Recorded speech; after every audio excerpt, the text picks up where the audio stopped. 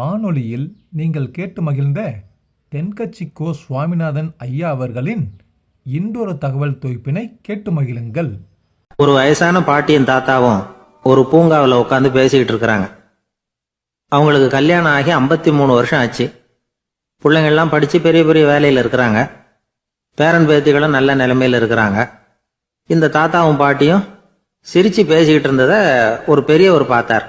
அவருக்கு ஆச்சரியமாக இருந்தது. இந்த வயசுலேயும் இவ்வளவு அந்யோன்யமாக இவங்க பேசிக்கிட்டு இருக்கிறாங்களே அப்படின்னு நினச்சார். சரி, நேரிலேயே கேட்டுருவோமே அப்படின்னு நினச்சிக்கிட்டு கிட்ட போனார். உங்கள் மன வாழ்க்கையின் வெற்றிக்கான ரகசியம் என்ன அப்படின்னு கேட்டார். இதை கேட்டதும் அந்த தாத்தா சிரிச்சுக்கிட்டே பாட்டியை பார்த்தாராம். அதுக்கப்புறம் சொன்னாராம், நான் இந்த அம்மாவை கல்யாணம் பண்ணிக்கிட்டதுக்கும் எங்களுடைய இல்வாழ்க்கை இவ்வளவு நாளாக பலம் குறையாம மகிழ்ச்சியாக இருக்கிறதுக்கும் காரணம் ஒன்று தான். அது என்ன காரணம்னா, எங்களுக்கு இடையில பொதுவாக நிறைய குறைகள் உண்டு, அதுதான் காரணம் அப்படின்னாராம். அவர் சொல்றது சரிதான் அப்படிங்கிறது மாதிரியே அந்த பாட்டியும் அவரை நிமிர்ந்து பார்த்தாங்களாம். இந்த பெரியவர் மறுபடியும் அந்த பாட்டியை பார்த்து அதே கேள்வியை கேட்டிருக்கார். உங்களுடைய நீண்டகால மன வாழ்க்கைக்கு கிடைச்ச வெற்றி எதனாலேன்னு சொல்ல முடியுமா அப்படின்னு கேட்டாராம். அவங்களும் சிரிச்சுக்கிட்டே பதில் சொன்னாங்களாம். என்ன பதில் தெரியுமா? சில பேரை நாம குறிப்பிட்ட பண்புகளுக்காக நேசிக்கிறோம், வேற சிலரை நாம் அந்த பண்புகள் இல்லாத குறைகளுக்காகவே விரும்பி பழகிறோம் இல்லையா அப்படின்னு கேட்டுட்டு தலையை குனிஞ்சுக்கிட்டாங்களாம் அந்த பாட்டியம்மா. அவங்க அப்படி சொன்னதை கேட்டதும் இவருக்கு புதுசா ஞானம் பிறந்தது மாதிரி இருந்துதான். இதுதான் மனம் நிறைந்த மன வாழ்க்கை அப்படிங்கிறார் சுவாமி சின்மயானந்தர். பண்புகளை எப்படி நேசிக்க முடியுதோ அதே மாதிரி பண்புகள் இல்லாத குறைகளையும் நேசிக்க முடியும். மனசுதான் காரணம். ஒரு மேல்நாட்டு தம்பதி, அவங்களும் தாத்தா பாட்டி தான். அவங்க 2 பேரும் ஒரு பூங்காவில் உட்காந்து சிரிச்சு பேசிக்கிட்டு இருக்கிறாங்க. அதை ஒருத்தர் பார்த்தார். அவருக்கு ஆச்சரியம், இவ்வளவு காலம் ஆகி இந்த வயசுலயும் இப்படி அன்பா பேசிக்கிட்டு இருக்கிறாங்களே அப்படிங்கிற ஆச்சரியம். கிட்ட நெருங்கி போனாரு. கேட்டார், ஏன் தாத்தா, உங்களுக்கு கல்யாணம் ஆகி எவ்வளவு வருஷம் ஆச்சுன்னார். 55 வருஷம் ஆச்சுன்னாராம் அவரு. இன்னமும் இவ்வளவு சந்தோஷமா இருக்கிறீங்களே, அதுக்கு என்ன காரணம்னு கேட்டிருக்கார். அதுக்கு என்ன காரணம்னா, இதுவரைக்கும் எங்களுக்குள்ள சண்டையே வந்ததில்லை அப்படின்னாராம். அது எப்படி முடியும்னு கேட்டிருக்கார் இவர் ஆச்சரியமா. அந்த தாத்தா சொல்ல ஆரம்பிச்சாராம், இதை பாருப்பா, எங்களுக்கு கல்யாணம் ஆன புதுசுல நானும் என்னுடைய மனைவியும் ஒரு குதிரை மேலே ஏறி ஒரு காட்டு வழியா போய்கிட்டு இருந்தோம். கொஞ்ச தூரம் போனதும் அந்த குதிரை எடக்கு பண்ணிச்சு. நான் உடனே கீழே இறங்கி அந்த குதிரையை பார்த்து, இது உனக்கு முதல் தடவை அப்படின்னு மிரட்டெல்லாம் சொல்லிவிட்டு ஏறி உக்காந்தேன். மறுபடியும் போனோம். கொஞ்சம் தூரம் குதிரை நல்லபடியாக நடந்து போச்சு. மறுபடியும் எடக்கு பண்ண ஆரம்பிச்சுட்டுது. நான் கீழே இறங்கினேன். கையில் இருந்த சாட்டையால் ஓங்கி ஒரு அடி கொடுத்தேன். இது உனக்கு 2வது தடவை அப்படின்னு சொல்லிவிட்டு ஏறி உக்காந்தேன். மறுபடியும் குதிரை கொஞ்சம் தூரம் நல்ல விதமாக நடந்து போச்சு. அப்புறமும் எடக்கு பண்ண ஆரம்பிச்சுட்டுது. அந்த சமயத்தில் ஒரு ஆற்று பாலத்தை கடந்து போய்கிட்டு இருக்கிறோம். நான் கீழே இறங்கினேன். என்னுடைய மனைவியையும் கீழே இறங்க சொன்னேன். அந்த குதிரையை பிடிச்சி அப்படியே ஆற்றுல தள்ளி விட்டுட்டேன். தள்ளி விட்டுட்டு, இது உனக்கு கடைசி தடவை அப்படின்னு சொன்னேன். அதை பார்த்ததும் என் மனைவி பதறி போயிட்டாங்க. போய், ஐயோ பாவம், என்ன இப்படி பண்ணிவிட்டீங்க, உங்களுக்கு மனசுல கொஞ்சம் கூட இறக்கமே இல்லையா அப்படின்னாங்க. நான் மெதுவா இவங்க பக்கம் திரும்பி, இது உனக்கு முதல் தடவை அப்படின்னேன். அவ்வளவுதான், அன்னையிலேருந்து இன்னைய வரைக்கும் ஒரு நாள் கூட எங்களுக்குள்ள சண்டையே வந்ததில்லை அப்படின்னு விளக்கம் கொடுத்தார் அந்த தாத்தா. ஒரு ஊர்ல ஒரு பெரியவர் இருந்தார். ஒரு நாள் அவரை தேடி ஒருத்தர் வந்தார். ஐயா, நான் கடவுளை பரிபூர்ணமா நம்புறேன் அப்படின்னார். சரி, அந்த நம்பிக்கை உனக்கு எப்படி வந்ததுன்னு கேட்டார் இவர். அவர் சொல்ல ஆரம்பிச்சார், ஐயா, எனக்கு கல்யாணம் ஆகி 10 வருஷம் ஆச்சு. ஆனாலும் குழந்தை பாக்கியம் இல்லை. அதுக்கு என்ன காரணமா இருக்கும்னு நான் யோசனை பண்ணிட்டு இருந்தப்போ நண்பர் ஒருத்தர் ஒரு ஆலோசனை சொன்னார். உனக்கு மதப்பற்று இல்லை, எந்த கடவுளையுமே நம்ப மாட்டேங்கிற, அதுதான் காரணம். கடவுளை நம்பு, உனக்கு குழந்தை பாக்கியம் கிடைக்கும் அப்படின்னார். அவர் அப்படி சொன்னாரே தவிர எனக்கு சந்தேகம்தான். இருந்தாலும் அவர் சொன்னபடியும் நடந்துதான் பார்ப்போமே அப்படின்னு முடிவு பண்ணேன். கடவுளை நம்ப ஆரம்பிச்சேன். அந்த வருஷமே அழகான ஆண் குழந்தை பிறந்தது. எல்லாம் இறைவன் அருள் அப்படின்னார். இவர் இப்படி சொன்னதை கேட்டதும் அந்த பெரியவர் சொன்னார், நீ சொல்றதெல்லாம் சரிதான். இருந்தாலும் இந்த காலத்துல எந்த ஒரு காரியமா இருந்தாலும் அதை சோதனை செஞ்சு பார்த்துட்டு தான் ஒரு முடிவுக்கு வந்து சேர முடியும். அறிவுபூர்வமான முடிவு அதுவாக தான் இருக்கும். அறிவியல் சோதனைகள் அப்படித்தான். ஒரு குறிப்பிட்ட விஷயத்தை பற்றி எத்தனை தடவை சோதனை பண்ணாலும் ஒரே முடிவு தான் கிடைக்கணும். அதுதான் சரியா இருக்கும். அதனால இப்போ மறுபடியும் ஒரு சோதனைன்னார். என்ன செய்யணும் அப்படின்னு கேட்டார் இவர். கடவுள்கிட்ட ஒரு பெண் குழந்தை வேணும்னு கேளு. முதல்ல ஆண் குழந்தைய கொடுத்தது மாதிரியே இப்போ ஒரு பெண் குழந்தையையும் கொடுக்குறாரா பார்க்கலாம் அப்படின்னார். சரின்னு சொல்லி இவர் அதே மாதிரி முயற்சி பண்ணினார். அதுக்கப்புறம் அவர் இந்த பெரியவர்கிட்ட வரவே இல்லை. கொஞ்ச காலம் கழிச்சு இவரே அவரை தேடிட்டு போய் கதவை தட்டினார். அவர் கதவை திறந்தார். என்ன ஆச்சு, கடவுள் கண் திறந்தாரா அப்படின்னு கேட்டார். அவரு, அந்த சமாச்சாரம்லாம் நமக்கு வேணாம் சார். முதல் தடவை அது ஏதோ தற்செயலா ஏற்பட்ட ஒரு சாதகம். இப்போ நீங்கள் 2வது தடவை சொன்ன பிறகு தினமும் கடவுளை வேண்டிக்கிட்டு தான் இருக்கிறேன், ஒன்றும் நடக்கலை அப்படின்னார் ரொம்ப விரக்தியா. ஒரே ஒரு தோல்வியில உங்க நம்பிக்கையெல்லாம் பறந்து போயிடுது பாத்தீங்களா அப்படின்னார் அந்த பெரியவர். எல்லாம் நல்ல விதமா நடக்கிற வரைக்கும் நம்பிக்கை, எதிர்பார்த்தது தோல்வியில முடிஞ்சுட்டுதுன்னா அவநம்பிக்கை. மற்றவர்கள் பேர்ல வைக்கிற நம்பிக்கை எந்த நேரத்திலையும் விவகாரமாகி விடக்கூடிய சாத்தியம் உண்டு. நாம நம்பிக்கை வைக்க வேண்டியது நம்ம கிட்ட தான், நமக்குள்ள இருக்கிறார் கடவுள். எனவே நம்ம பேர்ல நாம வைக்கிற நம்பிக்கை தான் உண்மையான கடவுள் பக்தி. நிபந்தனையற்ற நம்பிக்கையா அது இருக்கணும். எல்லாம் நல்லபடியா நடந்துகிட்டு இருந்தா எந்த முட்டாளுக்கும் நம்பிக்கை வரத்தான் செய்யும் அப்படிங்கிறது ஒரு பெரியவர் கருத்து. தியானத்தின் மூலமா தான் உனக்குள்ள ஆழமா தோண்டுனா உன்னுடைய அடி ஆழத்துல நம்பிக்கை அப்படி ஊற்றெடுக்கும், அதை பார்க்க முடியும் அப்படிங்கிறது பெரியவர்கள் சிந்தனை. ஒரு குழந்தை அப்பாவை பார்த்து என்னப்பா பண்றேன்னு கேட்டுதான். பிரார்த்தனை பண்ணிட்டு இருக்கிறேன்னாராம் அப்பா. பிரார்த்தனை பண்ணுனா என்ன கிடைக்கும் அப்படின்னு கேட்டுதான் குழந்தை. எல்லாம் கிடைக்கும் அப்படின்னாராம் அப்பா. நீ வச்சிருக்கிறிய பேனா அது கூட கிடைக்குமான்னு கேட்டுதான் குழந்தை. கிடைக்குமேன்னு இருக்கார். அப்படின்னா அந்த பேனாவை என்கிட்ட கொடுத்துரு, நீ பிரார்த்தனை பண்ணி வேற பேனா வாங்கிக்கோ அப்படின்னு தான் அந்த குழந்தை. கடற்கரை ஓரமா ஒரு பெரியவர் கையால மணலை கீறிக்கிட்டே உட்காந்துருக்கிறார். என்னத்தையும் தேடிட்டு இருக்கிறது மாதிரி தெரிஞ்சது. மெதுவா கிட்டத்துல போய் என்னத்தை தேடிட்டு இருக்கிறீங்க அப்படின்னு கேட்டோம். அவரு சாவகாசமா நிமிந்து பார்த்து நிம்மதியை தேடிட்டு இருக்கிறேன்னார். நாங்க ஒரு மாதிரி ஆயிட்டோம். இருந்தாலும் சமாளிச்சுக்கிட்டு, சார் மணல்ல கிழிஞ்சல் தான் கிடைக்கும், நிம்மதி கிடைக்காது அப்படின்னோம். சரி, இன்னைக்கு வசமா நம்ம கிட்ட ஒரு ஆள் மாட்டிக்கிட்டார் அப்படின்னு நினைச்சு அவர் பக்கமா போய் உட்காந்துக்கிட்டு கதை சொல்ல ஆரம்பிச்சிட்டோம். ஒரு பெரிய மன்னர் இருந்தார். அவருக்கு எல்லா வசதியும் இருந்தது. இருந்தாலும் ஒரே ஒரு குறை. அது என்னன்னா நிம்மதி இல்லைங்கிற குறை. அரண்மனையில தினமும் கலை நிகழ்ச்சி, நாட்டியம் எல்லாம் நடந்துகிட்டு தான் இருந்தது. இருந்தாலும் நிம்மதி இல்லை. சரி, நிம்மதி எங்க கிடைக்கும் அப்படின்னு தேட ஆரம்பிச்சார். உடனே அதுக்கான முயற்சிகள்ல தீவிரமா இறங்கினார். நாட்டில் உள்ள தத்துவ மேதைகளை எல்லாம் கூப்பிட்டுட்டு வர சொன்னார். எல்லாரும் சேர்ந்தாங்க. அவங்கள பார்த்து நிம்மதி எங்க இருக்குது அப்படின்னு விசாரிச்சார். அவங்களுக்கு அது தெரிஞ்சா ஏன் இப்படி ராஜா முன்னாடி நின்றுட்டு இருக்க போறாங்க? ராஜாவோட கேள்விக்கு ஒவ்வொருத்தரும் ஒவ்வொரு மாதிரி விளக்கம் கொடுக்க ஆரம்பிச்சிட்டாங்க. எந்த பதிலும் ராஜாவுக்கு திருப்தி அளிக்கக்கூடிய அளவுக்கு இல்லை. சரி, போயிட்டு வாங்கன்னு சொல்லி அவங்களெல்லாம் அனுப்பி வச்சுட்டார். ஒரு நாள் அவர் மாளிகையில உப்பருகையில நின்றுட்டு இருக்கிறார். அந்த சமயத்துல தெருவுல ஒரு பிச்சைக்காரன் ரொம்ப உல்லாசமா பாட்டு பாடிக்கிட்டே போயிட்டு இருக்கிறான். குரல்ல ஒரு சந்தோஷம், நடையில ஒரு மிடுக்கு. அவங்ககிட்ட கொஞ்சம் கூட கவலை இருக்கிறதா தெரியல. உடனே ராஜா அதை பார்த்தார். ஏவலாளிகளை கைதட்டி கூப்பிட்டார். உடனே ஓடி போய் அந்த பிச்சைக்காரனை இங்க அழைச்சிட்டு வாங்கன்னு உத்தரவு போட்டார். இவங்க உடனே ஓடி போய் அவனை கூப்பிட்டாங்க. அரண்மனைக்கு வாழ்ந்தாங்க. அவன் வரல. அரண்மனைக்கு உள்ள அடி எடுத்து வைக்க மாட்டேன்னு சொல்லிவிட்டான். ராஜா கிட்ட விஷயத்தை சொன்னாங்க. அவருக்கு ரொம்ப ஆச்சரியம், இப்படி ஒரு ஆள் இருக்கிறானா அப்படின்னு. சரி, அவன் என்னதான் சொல்றான் அப்படின்னு விசாரிச்சார். இவங்க மறுபடியும் தெருவுக்கு போய் கேட்டாங்க. என்ன பார்க்கணும்னா ராஜா விருப்பப்பட்டாருன்னா அவரை வேணும்னா இங்க வர சொல்லுங்க அப்படின்னு சொல்லிவிட்டான். அதை ராஜா கிட்ட சொன்னாங்க. அவருக்கு கோபம் வரல.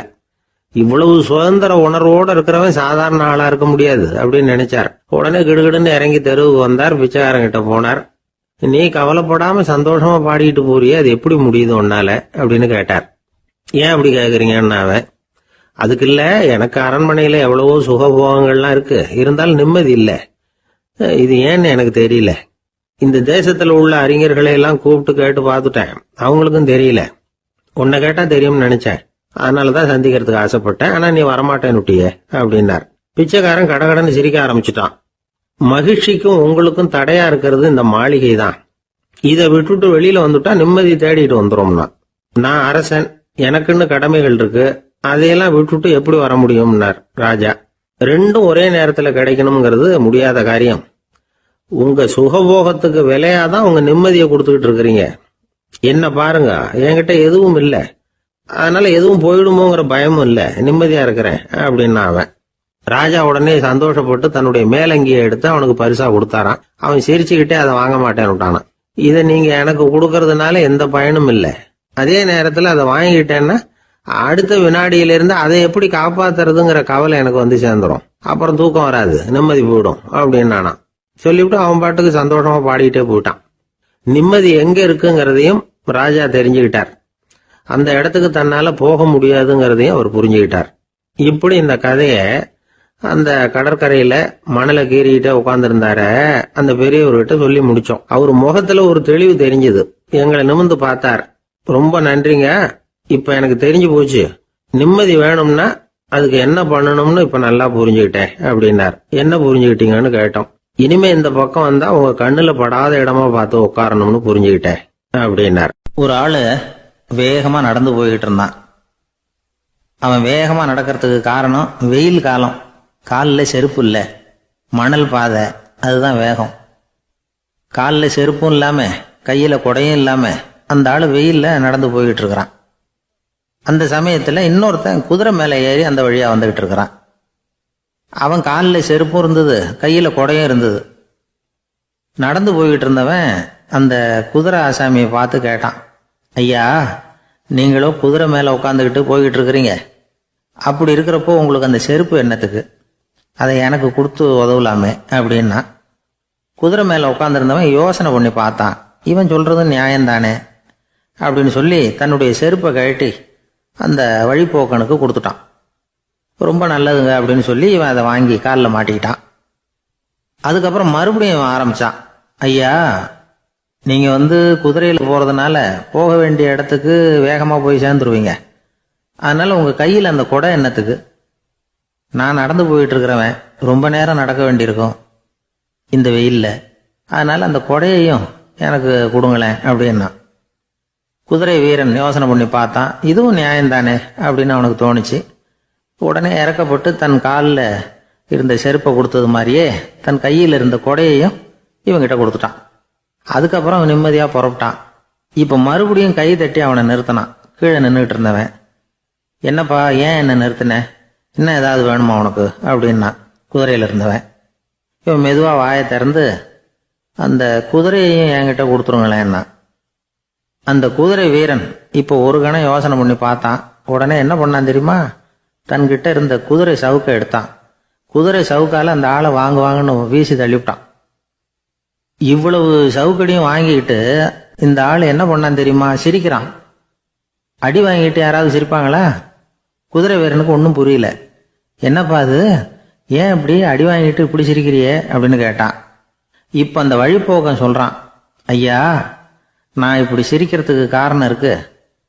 இப்படி குதிரை கேட்டு உங்ககிட்ட அடி வாங்கலைன்னு வச்சுக்கோங்க, என் உயிர் உள்ள வரைக்கும் மனசுல ஒரு தவிப்பு இருந்துகிட்டே இருக்கும். செருப்பையும் கொடையையும் கேட்ட உடனே கொடுத்தவன் குதிரையையும் கேட்டிருந்தா கொடுத்துருப்பானோ அப்படிங்கிற பேராசையில ஏங்கிக்கிட்டே இருந்திருப்பேன். இப்போ உங்ககிட்ட அடி வாங்கின பிறகு என்னுடைய அந்த சந்தேகம் தீர்ந்து போச்சு. என்னுடைய ஆசைக்கு எல்லை எது அப்படிங்கிறத எனக்கு புரிஞ்சுட்டுது அப்படின்னு சொல்லிவிட்டு அவன் நடக்க ஆரம்பிச்சுட்டானான். ஆசைக்கும் எல்லை உண்டு அப்படிங்கிறத விளக்கறதுக்காக வாரியார் சுவாமிகள் சொல்ற கதை இது. இந்த காலத்திலயும் ஒருத்தன் அது மாதிரி கொடை செருப்போட குதிரையில போய்கிட்டு இருந்தான். எதிரில் நடந்து வந்தவன், ஐயா, உங்க கொடையை எனக்கு கொடுங்களேன்னு கேட்டான். உடனே அவன் குதிரையிலிருந்து கீழே குதிச்சு அவனை சாட்டையால் அடிக்க ஆரம்பிச்சுட்டான். இன்னொருத்தர் அந்த வழியா வந்தவர் இதை பார்த்தார். ஏன்பா, அவன் கேட்டான், உன்னால முடியலன்னா இல்லைன்னு சொல்லிட வேண்டியது தானே, அதுக்காக ஏன் இப்படி அவனை போட்டு அடிக்கிறேன்னு கேட்டார். உங்களுக்கு விவரம் புரியாது சார், காலம் ரொம்ப கெட்டு போச்சு. கேட்டதை கொடுத்தேன்னு வச்சுக்கோங்க, இந்த குதிரையே என்னோடது, அவன் திருடிக்கிட்டு போறான் அப்படின்னு என் பேர்ல புகார் கொடுக்க ஆரம்பிச்சிருவான் சார் அப்படின்னா. அது எப்படி அவ்வளவு உறுதியா சொல்றேன்னு கேட்டார் அவரு. ஏற்கனவே அது மாதிரி ஒருத்தன் பேர்ல புகார் கொடுத்துட்டு தான் இந்த குதிரையை நான் தள்ளிட்டு வந்துகிட்டு இருக்கிறேன் அப்படின்னார். ஒரு ஊர்ல ஒரு ஆள் இருந்தான், தையல் கடை வச்சிருந்தான். அவங்கிட்ட ஒருத்தன் ஒரு சட்டை துணி எடுத்து கொடுத்து தைக்க சொல்லியிருந்தான். வர்ற சனிக்கிழமை வா, வந்து வாங்கிட்டு போ அப்படின்னு அவன் சொல்லியிருந்தான். அதே மாதிரி இவன் வந்தான். அவன் தச்சு வச்சிருந்த சட்டையை கொடுத்தான். இவன் வாங்கி அங்கேயே போட்டு பார்த்தான். கை நீளம் ஒண்ணுக்கு ஒண்ணு வித்தியாசமா இருந்தது. வலது கை இடது பக்கத்தை விட நீளம் குறைச்சலா இருந்தது. அவன் முணுமுணுக்க ஆரம்பிச்சுட்டான், என்ன இது இப்படி தைச்சுட்டியேன்னு. இதுக்கு அவன் சொன்னான், ஐயையோ இதுக்காகவா சங்கடப்படுறீங்க, வலது கையை மட்டும் கொஞ்சம் உள்ள இழுத்தாப்புல வச்சுக்கிட்டீங்கன்னா சரியா போகுது. மற்றபடி அந்த சட்டையில உள்ள கலை அம்சத்தை கவனிங்க, எவ்வளவு அற்புதமா தைச்சிருக்கேன் பாருங்க. ஒரு சின்ன குறைய இப்படிலாம் பொருட்படுத்த வேண்டியதில்லை. நான் சொன்னது மாதிரி கையை கொஞ்சம் உள்ள இழுத்தது மாதிரி வச்சுக்கிட்டு நடந்து போங்க, ஜோரா இருக்கும் அப்படின்னா. அவனும் யோசிச்சு பார்த்தான். சரியான யோசனையா தான் தோணுச்சு. கொஞ்சம் முயற்சி பண்ணி வலது கையை கொஞ்சம் உள்ள இழுத்து சட்டை சரியா இருக்கிறது மாதிரி பண்ணிட்டான். இப்போ மறுபடியும் ஒரு பிரச்சனை. வலது கையை உள்ள இழுத்த மாதிரி அப்படியே வச்சுக்கிட்டதும் முதுகு பக்கம் கொஞ்சம் துணி தளர்த்தியா தொங்குறது மாதிரி தெரிஞ்சது. என்ன இது, முதுகு பக்கம் துணி குவிஞ்சுட்டுதே, தொங்குதே அப்படின்னா மறுபடியும், அடடா இதுக்காகவா கவலைப்படுறீங்க, உடம்ப அதுக்கு தகுந்த மாதிரி கொஞ்சம் வளைச்சிக்கிட்டா சரியா போடுது. இதுக்காக அந்த அழகான தையலை பிரிச்சு அதுல உள்ள கலை அம்சத்தை கெடுக்கிறதுக்கு என் மனசு இடம் தரல. எவ்வளவுக்கு தளர்த்தியா இருக்கோ அவ்வளவுக்கு கொஞ்சம் உடம்ப வளைச்சி அப்படி குனிஞ்சது மாதிரி போங்க போதும் அப்படின்னா. அதுவும் நல்ல யோசனையா தான் பட்டுது இவனுக்கு. சரின்னு சொல்லிவிட்டு புறப்பட்டான். தெருவில் இறங்கினா, கையை கொஞ்சம் உள்ள இழுத்தான், உடம்ப கொஞ்சம் முன்னால வளைச்சான், சட்டைக்கு தகுந்த மாதிரி உடம்ப பண்ணிட்டான், மெதுவா நடந்து போறான். இப்போ எதிரில் இன்னொருத்தன் வரான். இவனை பார்க்கறான், இவன் போட்டிருக்கிற சட்டையை பார்க்கறான். ஆஹா அற்புதம்ங்கிறான். சும்மா சொல்லக்கூடாது, ரொம்ப நல்லா இருக்கு, நிச்சயமா இது இந்த ஊர் மேல தெருவில் இருக்கிற ஒருத்தன் இருக்கானே, அவன் தைச்சதா தான் இருக்கணும் அப்படின்னா. இதை கேட்டதான் அவனுக்கு ஆச்சரியம். எப்படி அவ்வளவு கரெக்டா கண்டுபிடிச்சிங்க அப்படின்னு கேட்டிருக்கான். இதுக்கு அந்த வழிபோக்கன்னு சொன்னானா, அவன் ரொம்ப கெட்டிக்காரன், உங்களை மாதிரி உடம்பும் கையும் வளைஞ்சு போன ஒரு ஆசாமிக்கு அவனை தவிர வேற யாராலேயும் இவ்வளவு பொருத்தமான ஒரு சட்டையை தைக்க முடியாது அப்படின்னானா. பாருங்க, அவனுக்காக இவன் அனுசரிக்க போய் இவனோட நிலைமை எப்படி ஆயிடுது பாருங்க. இதே மாதிரி தான் சில சடங்குகளும் சம்பிரதாயங்களும் நம்மளை கோமாளி ஆக்கி விட்டுரும். எதுவா இருந்தாலும் அதுல அறிவுபூர்வமான அணுகுமுறை அவசியம். ஒரு நர்ஸ் அவசரமா ஓடி டாக்டர் கிட்ட சொல்லிச்சான், டாக்டர் ஒரு தப்பு நடந்து போச்சு, 10ஆம் நம்பர் பெட்ல இருக்கிற பேஷண்ட்டுக்கு காலில் ஆபரேஷன் பண்றதுக்கு பதிலாக கையில் ஆபரேஷன் பண்ணி விட்டீங்க. கை ஆபரேஷன் பண்ணிக்க வேண்டிய ஆள் 7ஆம் நம்பர் பெட்ல இருக்கார் அப்படின்னு தான். அதுக்கு ஒரு பதட்டப்படாம சொன்னாராம், பரவாயில்ல இவரை தூக்கி 7ஆம் நம்பர் பெட்ல போட்டுரு அப்படின்னாராம். ஒரு ஊர்ல ஒரு கோயில் இருந்தது, ரொம்ப பழைய கோயில். உள்ள போறதுக்கே பயமா இருக்கும், எந்த நேரத்துல இடிஞ்சு விழுந்துருமோ அப்படிங்கிற பயம். அப்படி இருந்ததுனால யாரும் துணிஞ்சு சாமி கும்பிடுறதுக்கு அங்க போறதில்ல. கோயிலுக்கு வர்ற கூட்டம் கொஞ்சம் கொஞ்சமா குறைய ஆரம்பிச்சுட்டுது. கோயில் நிர்வாகிகள் எல்லாரும் கூடி உட்காந்து பேசினாங்க. என்ன பண்ணலாம்னு யோசனை பண்ணாங்க. எந்த இடம் மோசமா இருக்கோ அந்த இடத்த பழுது பார்த்தாங்க. அங்க எங்க வர்ணத்தை பூசி கொஞ்சம் அழகுபடுத்தி பார்த்தாங்க. ஏதோ இந்த ஊர்ல கோயில்னு ஒன்று இருக்கு, அது மக்களுக்கு தெரியணும் அப்படிங்கிறதுக்காகத்தான் இப்படிலாம் பண்ணாங்க. இருந்தாலும் கோவில் இருக்கிற நிலைமை மக்களுக்கு தெரியும், அதனால அங்க வர்றது குறைச்சிக்கிட்டாங்க அவங்க. ஒரு கட்டத்துல யாருமே வர்றதில்ல, நிலைமை அந்த அளவுக்கு ஆயிட்டுது. மறுபடியும் கோவில் நிர்வாகிகள் கூட்டம் நடந்தது. இந்த கூட்டம் கூட கோயிலுக்கு உள்ள நடக்கல, இடிஞ்சு விழுந்துருமோங்கிற பயம். அதனால வெளியில தான் உட்காந்து கூட்டத்தை நடத்தினாங்க. ஏன்னா உள்ள போறதுக்கு அவங்களுக்கும் துணிச்சல் கிடையாது, எந்த நேரமும் விழுந்துரும் போல இருந்தது. அது வழியா போறவங்க கூட வேகமா அந்த இடத்த கடந்து போக ஆரம்பிச்சிட்டாங்க. கோவில் நிர்வாகிகள் வெளியில உட்காந்து கூட்டம் போட்டாங்க இல்லையா, அந்த கூட்டத்துல 4 தீர்மானங்களை நிறைவேற்றினாங்க. அது என்ன 4 தீர்மானம்னா, முதல் தீர்மானம், இந்த கோவிலை இடிப்பது அப்படிங்கிற முடிவை இந்த கமிட்டி மிகவும் வருத்தத்துடன் ஏற்றுக்கொள்ளுகிறது அப்படின்னு நிறைவேற்றினாங்க. இதுக்கு பதிலா இன்னொரு கோவிலை உடனடியாக கட்டி முடிச்சுடணுங்கிறது 2வது தீர்மானம். 3வது தீர்மானம் என்ன தெரியுமா, பழைய கோவிலின் கதவுகள், அதிலிருந்து பிரிச்சு எடுக்கிற செங்கல், இதையே புது கோவில் கட்டுவதற்கு பயன்படுத்தி கொள்ள வேண்டியது. பழைய கோவில் இருந்த மாதிரியே அதே வடிவத்துல புது கோவிலையும் கட்ட வேண்டியது. பழைய கோவிலின் அஸ்திவாரத்தை அப்படியே வச்சுக்கிட்டு அதுக்கு மேல நாம கோயிலை கட்டிக்க வேண்டியது. இதுதான் 3வது தீர்மானம். இதையும் கமிட்டி முழு மனசோட ஏத்துக்கிட்டது. இது வரைக்கும் சரி. இப்ப அந்த கமிட்டி 4வதா ஒரு முக்கியமான தீர்மானத்தை கொண்டுகிட்டு அதையும் ஏகமனதா நிறைவேற்றி விட்டது. அது என்ன தீர்மானம்னா, புதிய கோவில் கட்டி முடிக்கிற வரைக்கும் பழைய கோவிலை இடிக்கிறதில்லை அப்படிங்கிற தீர்மானம். எப்படி இருக்குது பாருங்க இது. பழசை இடிக்காத வரையில அதே இடத்துல புதுசா எப்படி கட்ட முடியும்? பல விஷயங்கள்ல நாம நடந்துக்கிற முறையும் இப்படிதான் இருக்குதான். வாழ்க்கையில முன்னேறணும்னு ஆசைப்படுவோம். அதே நேரத்துல அந்த முன்னேற்றத்துக்கு எது தடையா இருக்கோ அதை விட்டு விடுறதுக்கும் மனசு வராது. வெளிநாட்டுல ஒரு பெரிய விருந்து நடந்துகிட்டு இருந்துதான். எல்லாரும் மது கோப்பையும் கையுமா அலைஞ்சுக்கிட்டு இருக்கிறாங்க.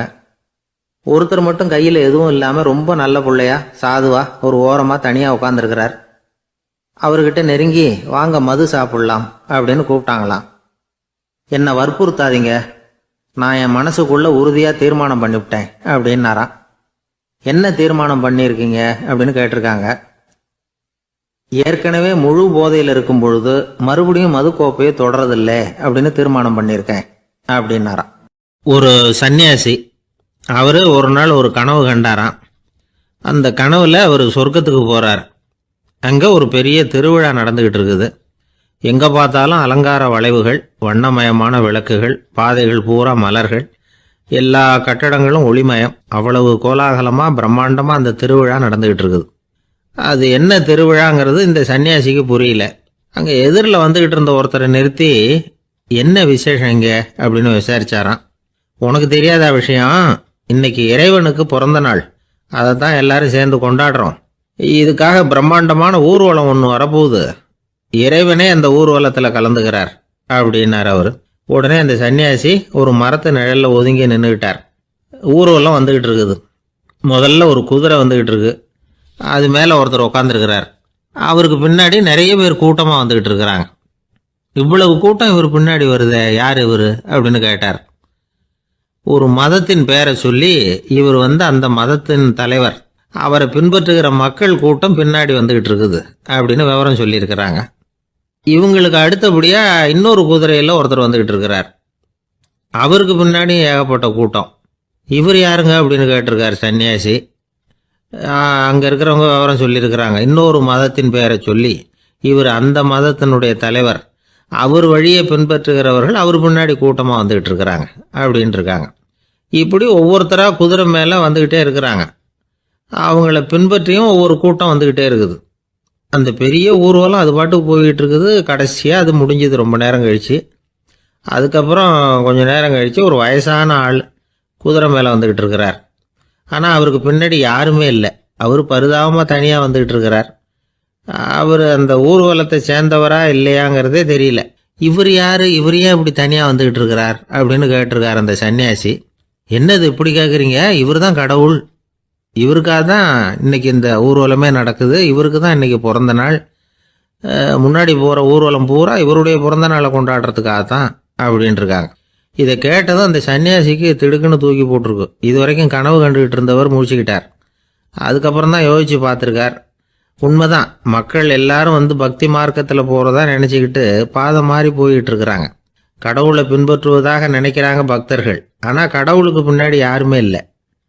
இன்னமும் இயல்பாக இதை பற்றி யோசிச்சு பார்த்தா உண்மைக்கு பின்னாடி தான் நான் போய்கிட்டு இருக்கேன் அப்படின்னு நிறைய பேர் சொல்கிறாங்க. ஆனால் அந்த உண்மை அனாதையாக போய்கிட்டு இருக்குது. அப்படி ஆயிட்டுது உலகம். இந்த காலத்துலேயும் ஒரு ஊர்வலம், ஒரு பெரிய மனுஷருக்கு பிறந்த நாள் விழா. அவர் குதிரை மேலே ஏறி முன்னாடி போய்கிட்டு இருக்கிறார். அவருக்கு பின்னாடி ஒரு 100 பேர் தொண்டர்கள் அவங்க பாட்டுக்கு போகிறாங்க. எல்லாம் பணம் கொடுத்து ஏற்பாடு பண்ணவங்க. எல்லாம் பணம் வாங்கிட்டு முன்னாடி போயிட்டு இருக்கிறாங்க.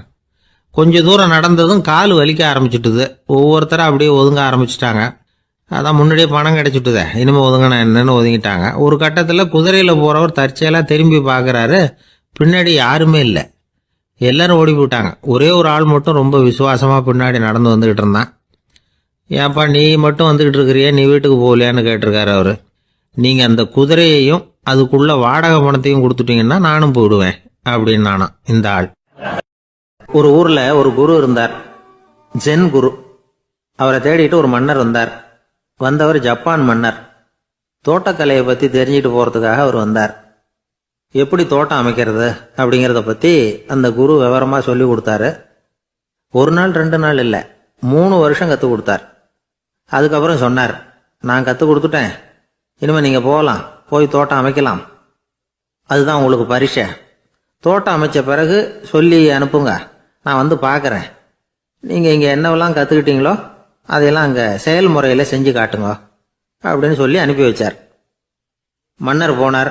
அரண்மனைக்கு பக்கத்திலேயே ஒரு பெரிய தோட்டத்தை உண்டு பண்ணினார். அழகான மரங்களையும் செடிகளையும் உருவாக்கினார்.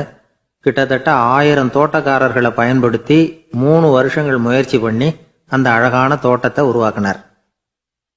குருகிட்ட இருந்து செய்தி வந்தது, நாளைக்கு வந்து தோட்டத்தை பார்க்குறேன் அப்படின்னு. மன்னர் உடனே சுறுசுறுப்பாயிட்டார். முதல் நாளே தோட்டத்தை சுத்தப்படுத்தினார். ராத்திரி பூரா யாரும் தூங்கலை. எல்லாருக்கும் தோட்டத்தை ஒழுங்குபடுத்துகிற வேலை. அது அந்தந்த இடத்துல ஒழுங்கா இருக்குதா அப்படின்னு சரி பார்த்தாங்க. ஒரு தவறும் இல்லாத வகையில் அதை ஒழுங்குபடுத்தினாங்க. மறுநாள் குரு வந்தார், தோட்டத்தை பார்த்தார். அவருக்கு கோபம் வந்துட்டுது. மன்னருக்கு ஆச்சரியம், எப்பவும் சிரிச்சுக்கிட்டே இருக்கிறவர் இப்போ இப்படி இருக்கிறாரே அப்படின்னு.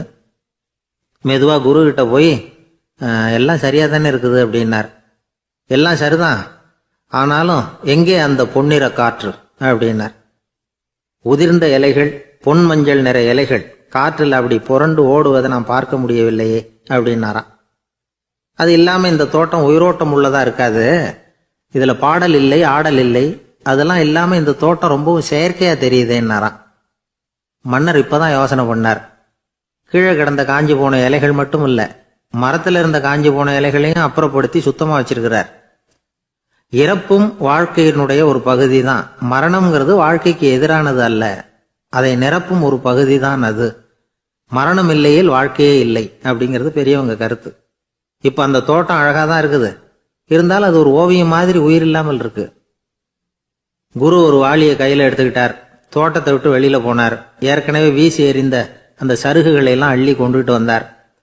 உள்ள எல்லா இடங்கள்லையும் அதை வீசினார். உடனே காத்து அந்த காய்ந்த சருகுகளையும் பழுத்த இலைகளையும் அசைக்க ஆரம்பிச்சுட்டுது. இப்போ அங்க சலசல சத்தம், சங்கீதம், இலைகளின் நடனம். ஓவியம் மாதிரி இருந்த அந்த தோட்டத்துக்கு இப்போ உயிர் வந்துட்டுது. இதுதான் அந்த பொன்னான காற்று அப்படின்னாராம் குரு. மன்னருக்கு புரிஞ்சுது.